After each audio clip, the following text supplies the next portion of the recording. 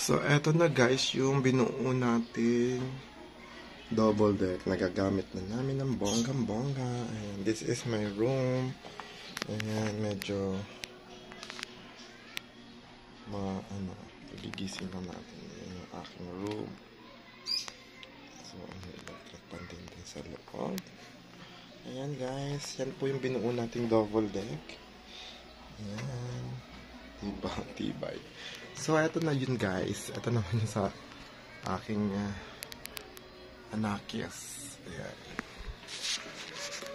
Yan na po siya katibay. So, yan yung kwarto ko na napakaluwag.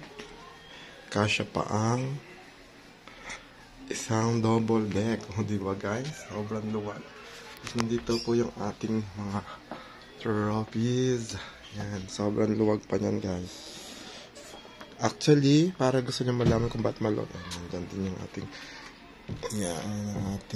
ref. Nandyan din siya. Maluwag talaga siya guys. Opak. Pwede pa isang. Tapos ito naman yung ating kitchen. Ayan.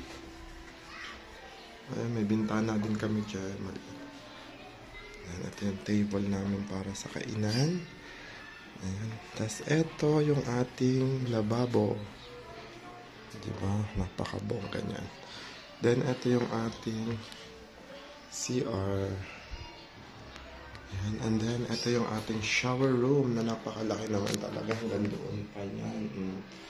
Doon yung mga gamit namin paldig. So, ito yung bahay namin. Di pa kasama yung rooftop dyan. Maluwag pa yan. Hanggang doon pa yan sa labasan. So, ito guys.